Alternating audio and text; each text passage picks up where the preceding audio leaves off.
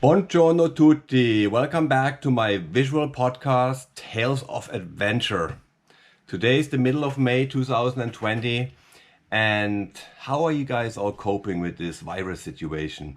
I hope everybody is staying safe and sane. I have to say, for me, it's starting to feel a little bit like Groundhog Day, isn't it? Well, this is episode number 7. And it's about my 2018 TransNapoli Urban Adventure in the south of Italy. The story was written by yours truly, and as always edited and tweaked by Carmen Ray. Most of the photos are from Martin Bissig, and the videos are from Cedric Tassan.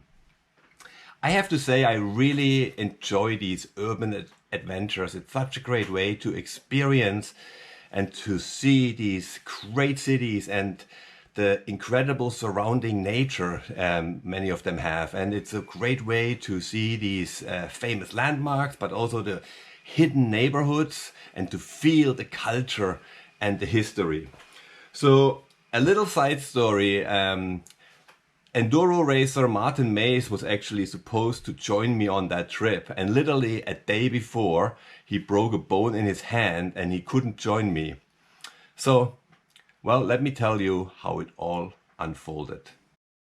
About 2000 years ago, there was a gigantic explosion releasing 100,000 times the thermal energy of the Hiroshima atomic bomb. Mount Vesuvio Volcano erupted and spewed its lava and ashes over 20 miles into the air. Several Roman settlements were obliterated and buried underneath the massive pyroclastic surges and ashfall deposits, the best known being Pompeii and Herculaneum. Napoli, as the Italians call the city of Naples, was my most recent destination for yet another urban adventure. The idea was to traverse this historical city and surrounding area on bikes in 5 days. From the breathtaking Amalfi Coast via Pompeii to the crater of the Vesuvio, into the urban jungle, the history, culture, traffic and chaos of the 3,000 years old streets of Napoli to the beautiful island of Ischia in the Bay of Naples. There's no better way to explore and experience such a place than by bicycle. I was joined by different friends for different stages of this tour, and it was really cool to meet many of the local riders who showed me the best spots, trails and restaurants in their hometown. Finding the ideal route, best trails and most interesting sites is a lot harder than one would imagine. I had spent months researching online with the help of Google Earth as well as some local contacts. I have to admit, I was very nervous about doing this trip. Everybody kept warning me while I was planning this ride how dangerous this city can be, how the crime rate was off the chart, and how influential and corrupt the Camorra, the local mafia crime syndicate, was.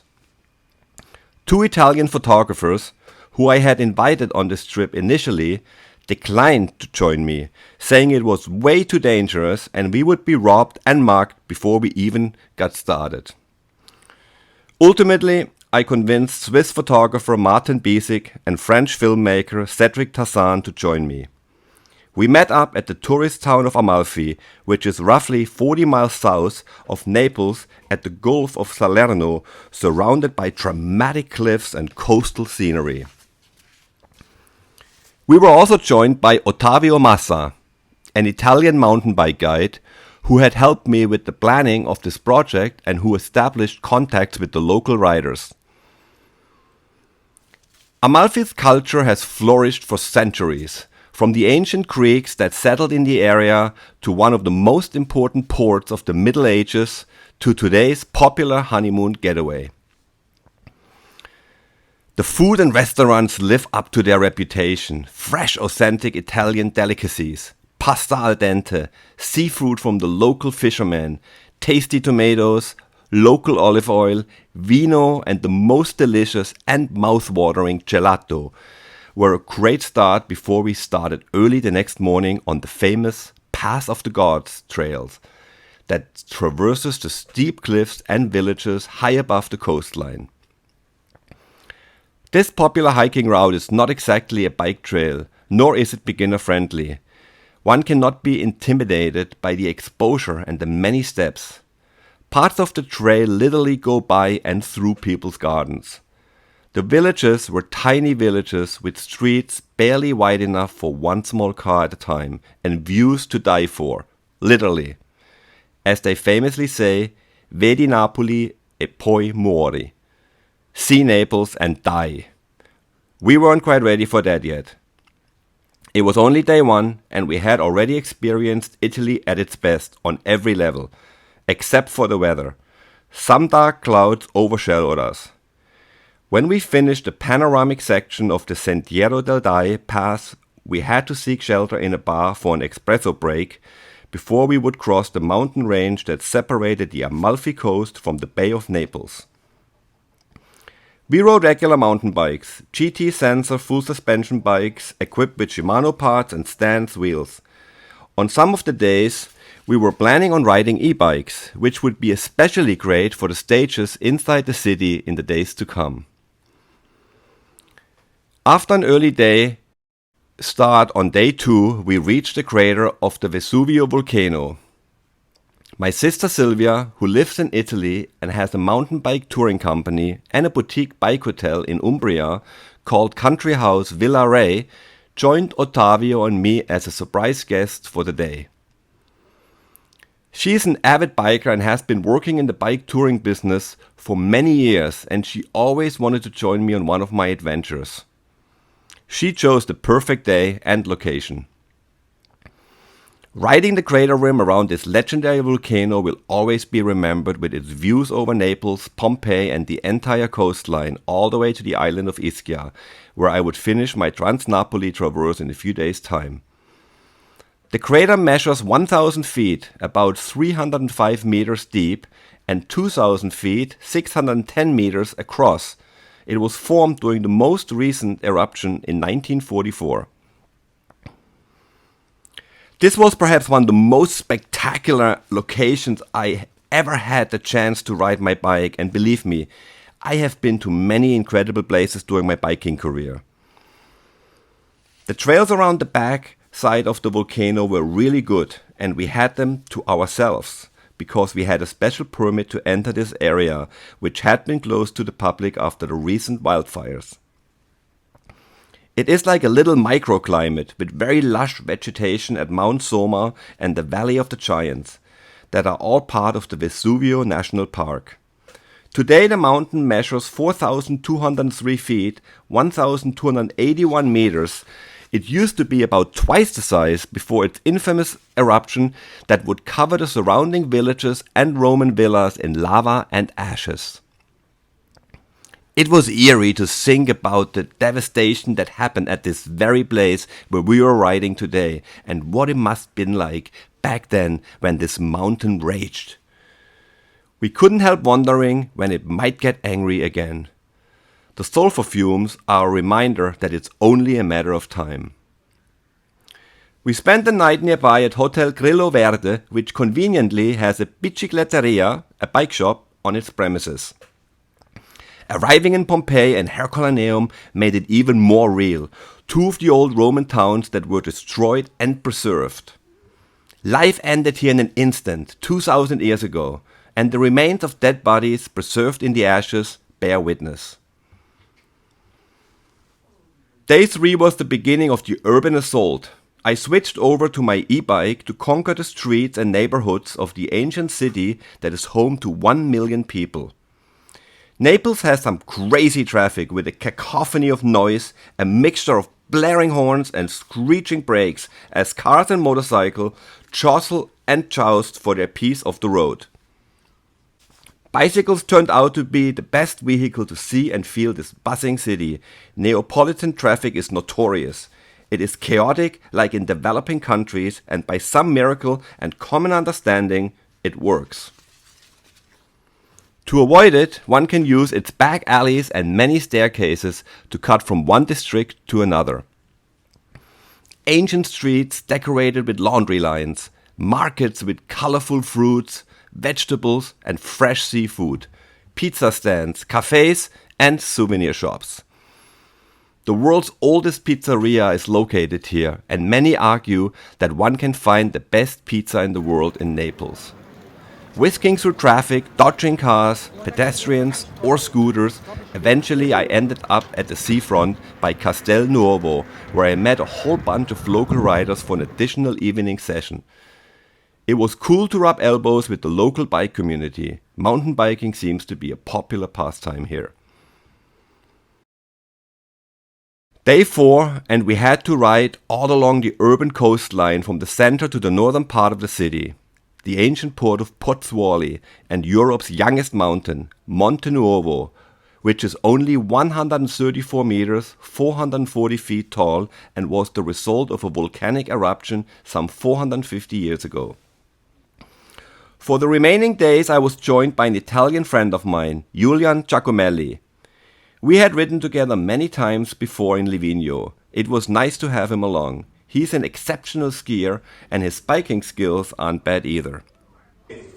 We even got to take our bikes to the underground tunnel systems beneath the city, Napoli's Sotterranea.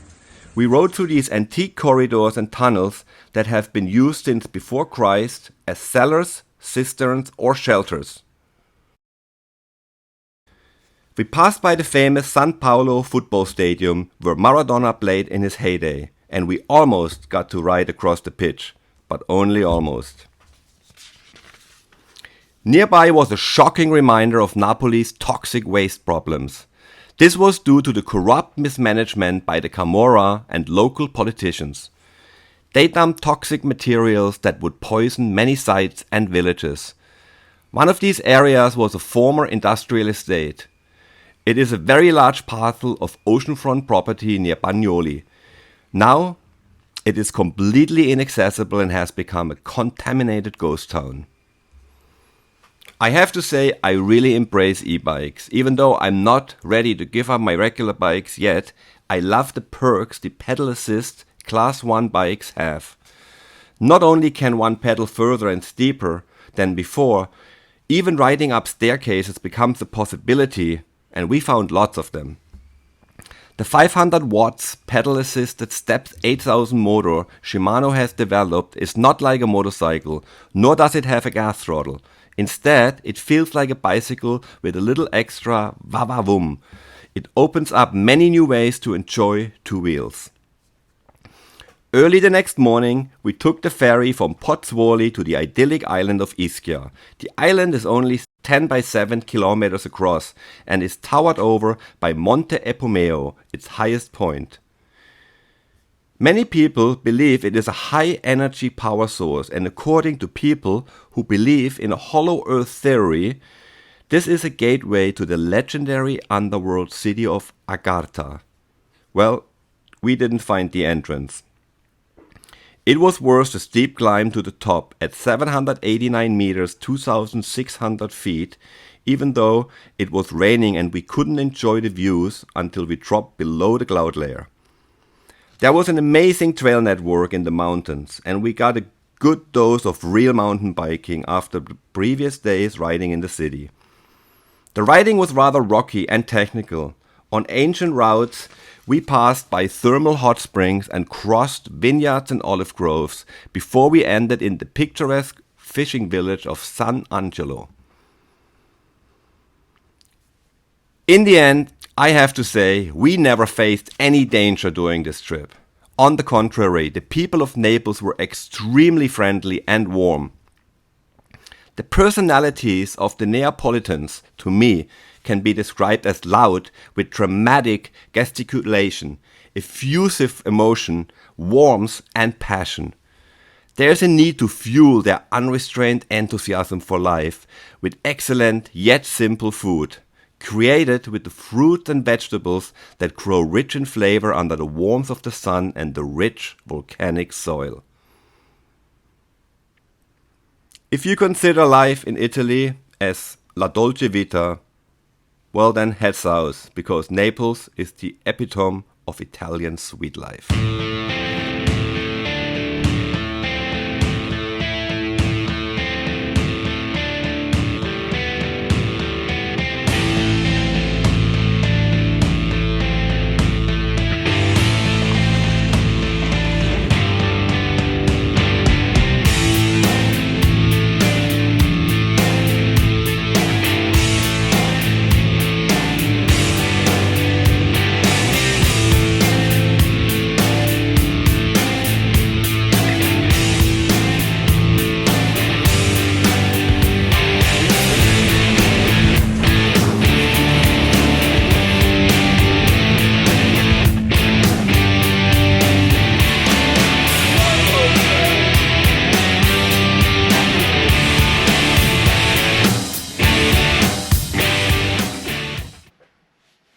And with this on our minds, we toast to La Dolce Vita to celebrate our 5-day journey with a glass of limoncello, a tasty local lemon liquor.